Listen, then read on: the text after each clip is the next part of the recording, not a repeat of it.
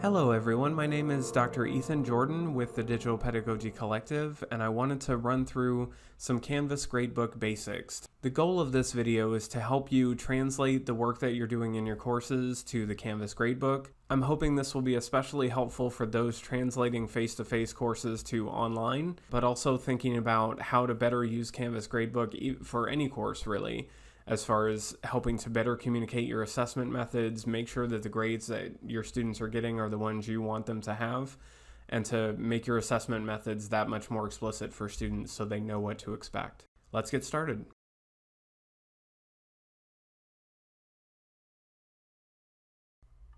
One of the first things you'll want to think about when you're translating your current course to best take advantage of Canvas Gradebook is to think obviously about how you're dividing up the assignments in your course and how you're assessing students in a way that values their participation within the course. So you have a handful of assignments that might be worth a certain amount.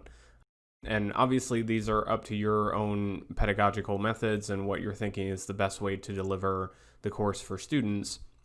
But just in thinking about these larger categories, something like attendance or in-class work or individual writing assignments or activities that students are going to be participating in, if you've already got a weight or a sense of how that's going to work in proportion with the rest of the work that students are going to do in your course, then that's half the battle when it comes to working with Canvas Gradebook, because all we're trying to do then is translate what you're doing in your course to allow Canvas Gradebook to best represent that. And so that's one way to think about it, is if you haven't really thought about your course and thought about the individual percentages and what those mean and why they're there, obviously that would be the first step in trying to implement Canvas Gradebook in any meaningful way. Now that I have a good sense of the percentages and the way I want my course to be set up in terms of assessment, the Canvas Gradebook is just about going into the individual assignments or the individual activities for the course and making sure that they reflect those percentages.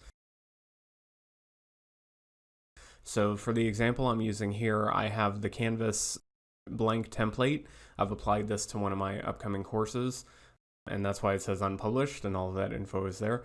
But the general idea is that from here I might want to go into assignments and just start to mess around with those a little bit to make sure that they're reflective of what I'm trying to do with the course from a percentage standpoint. So the first thing I always do is I think about how to take your percentages and translate those into assignment groups. And what you want to do is you want to make these reflect what you want to assess in the course. So the first thing I might do is, especially if you have a blank shell or even if you're using this example shell, is I might edit those categories to make them fit the material that I'm working with for my own course. So I might have, for this first particular piece, I might lump together all of my writing assignments and have those just become major projects or something to that effect. And that's going to designate handful of these assignments. I know what those are. I'm communicating that to students. Obviously, I wouldn't want to just put major projects there and not explain that. You could individually put each individual assignment, so the visual rhetorical analysis could become its own assignment group. It's really your choice. What I would probably have in this instance is 4 or 5 major writing projects that would go into this group of assignments. And that's just going to designate to students that this is the bulk of the work that we're going to be doing in the course. That's the big stuff. And then something like discussions, I might rename to in-class work, because that's what I like to call that. Obviously, for an online course, you can think about discussions as a meaningful designation. That's absolutely fine too. The in-class work, I might then have attendance be its own category. Once you start taking attendance in Canvas, it will create an assignment group for you automatically. So suddenly the first day that you're in a course and you start to take attendance, whether in person or virtually, the new assignment group of attendance will appear. So you just want to make sure to indicate that as well. But I can change all of these individual things and have them be whatever I need them to be. What you then might want to start playing around with is figuring out what those individual assignments are in those categories But the easy way to get started and make sure that you're fulfilling the promise of your syllabus to a certain extent is to designate a percentage for that group. So assignment group's weight is right under these 3 dots at the top of the assignment page. So if I say weight final grade based on assignment groups, then I can actually go in here and start to input these percentages.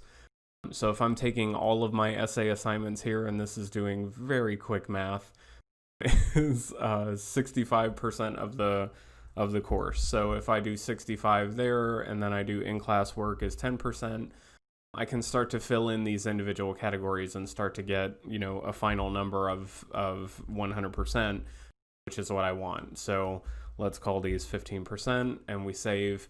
So now, once you've designated that, you've translated what you've done in the syllabus itself, and you've put that into Canvas Gradebook. So one thing that I like to do at this point is just to start thinking about, okay, I've got 65% of the total here, so I need to make sure my individual assignments all add up the way that they need to. I need to make sure I have 100%. That's an important thing for me. Once I have attendance going, then I'm going to have another category in here that's going to be a big part of it. So if your attendance is worth 10% or 15%, you want to account for that as you're doing this as well. The good news is you can always change these assignment groups' weight. So if you make a mistake, you can always go back and adjust those after the fact. But that's the basic setup of making sure that your course percentages are then reflected in the Canvas Gradebook. Now that we've set up the percentages for the course, what I want to start thinking about is how those individual assignments are going to fill in those categories, and making sure as I'm creating or importing assignments that those are weighted in a way that's going to indicate the work that needs to be done and also fit the total that needs to happen for the 10% for the in-class work, for instance. One thing that's nice about this is something like a discussion prompt would be a situation where you could kind of make this worth as much as you want to. So if I say it's worth 0 points right now, obviously that's not going to help fulfill the 10%. We're dealing with more, actual point-based grading in this particular instance. But when I hit the edit button, what's going to happen is I will have these options below. So this is editing the assignment text, obviously, and then we just want to get into the options for something like a discussion board. So we're going to say that it's graded, and we're going to say that it's worth, a good rule of thumb I always think of is make it worth, a few points if it's a less essential part of your course, but also worth enough to make students want to do it. It's probably the biggest thing. So the good news is that if every time I make a discussion, I set it up in this particular way, whether you want that to be a percentage grade that students see, whether it's a complete or incomplete, or whether it's a number of points that you're assigning, whether you're giving a letter grade, all of those things, especially for something like discussions, I'll do a complete, incomplete. If they've engaged in the discussion and added to it meaningfully, that's the way I'm usually assessing those things. The points in that case are then just going to be reflective of either you get a 5 or a 0, and there's no in between there. If you're doing any in between stuff, you could do a percentage or points or a letter grade, whatever you want to do for those moments. And then all I have to do is make sure that the assignment group is very clearly indicated as in-class work. So that's going to designate that this is automatically going to go into that section. Right now I'm using, and you want to set the due date, all of those things. The assignment group then is going to reflect that, and I'm editing a discussion post that was sort of already in here. When I'm creating a new discussion or something like that, what I would want to do is to have, if I go to discussions and I do a new discussion here, or whether I do that within the assignment page, you'll see the same checkboxes below.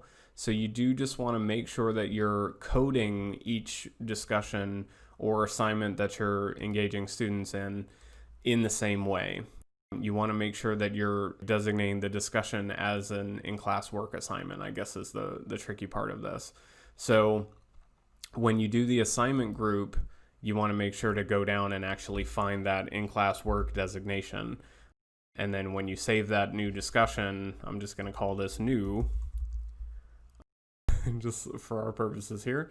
And when I save and publish that, what you'll see then in the assignment groups is a new discussion under in-class work, and it's sort of automatically added there.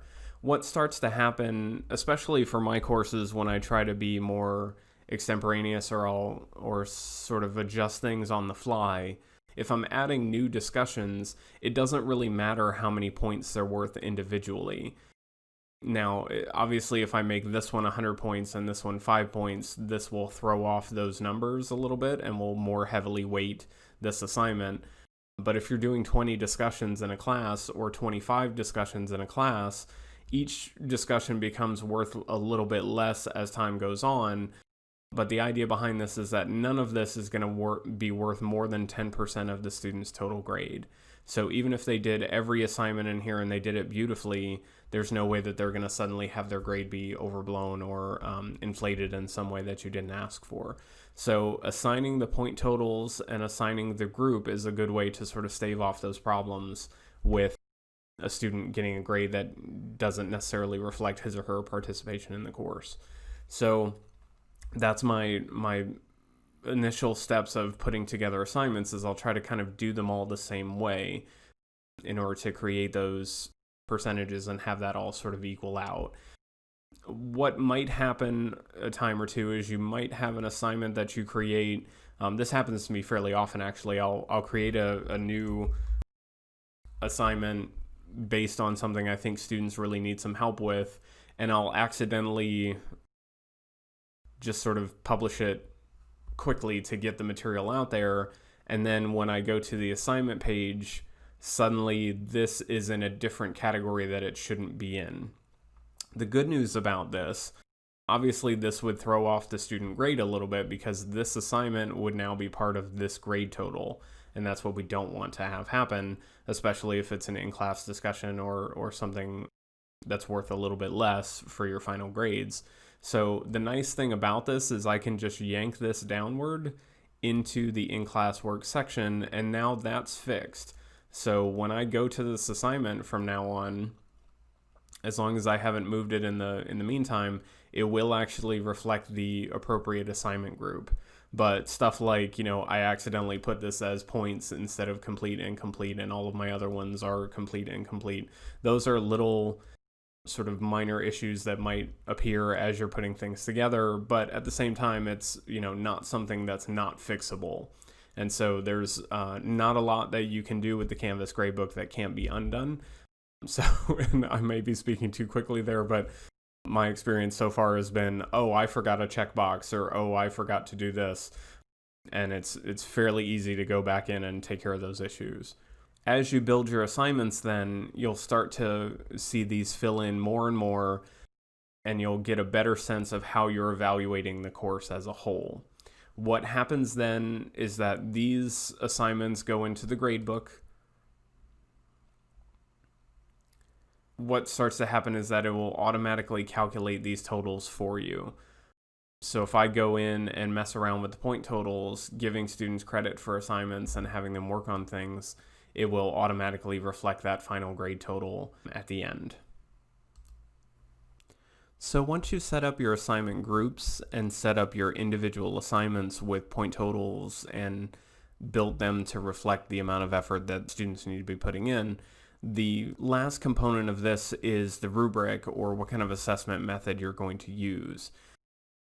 So especially for certain courses, you might think about particular point totals for something like a quiz. If you're looking at something holistically, you might consider something like a rubric. In developing your rubric, you might have something that you've used in the past, or you might have something that you have in mind as far as the criteria. So I'm just going to put this as example project rubric. And then what I will do is I'll kind of figure out how many criteria I need, and keep that in mind as I'm going along, but I might just work on the first one. So I might call this, clarity of expression or something like that, or, have a long description indicating that this is about the polish of the final written piece or something like that. Sometimes I'll use just the ratings that are there. Requires revision, something like that, as a middle ground. Full marks for this particular component requires revision, or the student didn't complete this component or something like that. And I'll just continue to create criteria. What I might do is copy the first one. So instead of a new criterion, I might do a duplicate of clarity of expression and call it something like rhetorical savvy or something like that. And now I have two that are sort of reflecting the same point totals. And if the assignment is worth, 200 points, these individual components can be adjusted to be whatever you need them to be. So this could be 170. Oh, not that. This could be 170. And that gets you the final point total of 200. I might use this for the assignment grading. I might not. It might just be a tool to sort of help students understand my commenting and my choices in doing that. And if I create that rubric, that will be then attached to this assignment in a way that's going to help students navigate why they were given the point totals that they were. So when I go to SpeedGrader and when I'm looking at an example project for this student, I can view the rubric, I can fill in those areas, I can add comments to that. When I save those comments, I might leave a final comment down here. I might attach some, an audio file with some feedback, or I might attach a document with more feedback. You can do media comments, all of those things. And so what you start to build then is a conversation with your student about the choices that they've made in this assignment and how you're evaluating that assignment. So it's all about transparency and letting students know, how they're getting the grade that they are and why. So when you think about rubrics, your choice of using those or not is totally up to you. It's not like you can't go to SpeedGrader and enter in a point total and have a written explanation for that and providing whatever feedback you have for the student there. But using a rubric can be a way of being more explicit about your assessment methods in a way that's meant to encourage students to make adjustments or perform better in future tasks. As a final note, once you've created your assignment groups, determined the point totals for those groups, and then inserted your individual assignments and point totals for the assignments into the group, and you've added a rubric to determine your assessment methods, all of those things, there is one other component about the gradebook that might be important or helpful, and that's about the visibility of the grades that you assign.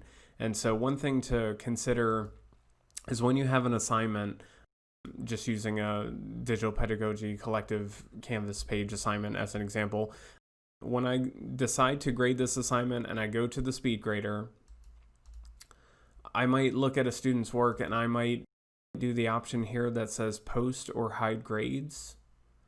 And I have the option to hide the grades so that students won't necessarily see those until I decide that they should see them. So if I decide to hold back on giving feedback to everyone until the exact same moment, or just hold it off for whatever reason, I can do that. So if I click on specific sections, I'm going to click the Digital Pedagogy Collective, and I'm going to hide those grades. And we've got the little eyeball icon here. Once we've got the eyeball with the line through it, we know that it's been muted, or it's hidden in a way that students can't see. So when I go to this assignment in the gradebook, I will then see that it's been hidden. And the grades themselves won't be visible to students then. You'll see in their final grade total, there's a hidden assignment there. And that means the percentage total here is something that the student can't necessarily see.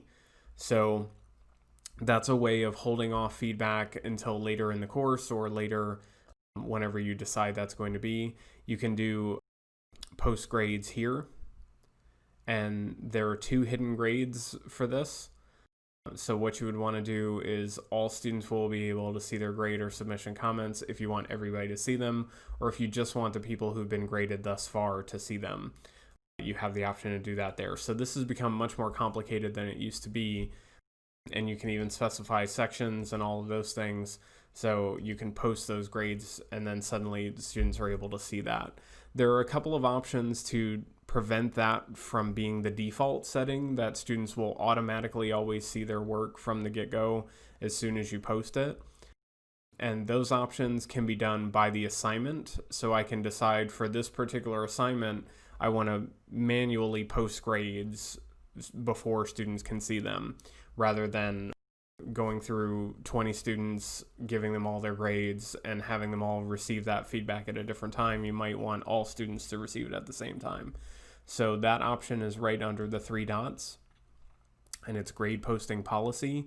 And if you mark that as manual, it'll require you to post those grades manually before students can see them. The other thing that you can do is, if you prefer that method throughout the course, if you want to manually post the grades, whether that's for like your own record keeping or something like that, the gear icon in the gradebook is going to allow you to adjust the grade posting policy for the entire course. So that's an option as well if you choose to make that a course-wide policy as opposed to an individual assignment policy. So that policy is here, but it's also in here for the entire course, here for the individual assignment. I hope that makes sense. So hopefully all of this has been helpful in illustrating different ways of doing assessment and using Canvas Gradebook to help you to do that. I hope this works well. Let me know if you have any concerns, and feel free to email at ethanj@bgsu.edu if you have any questions.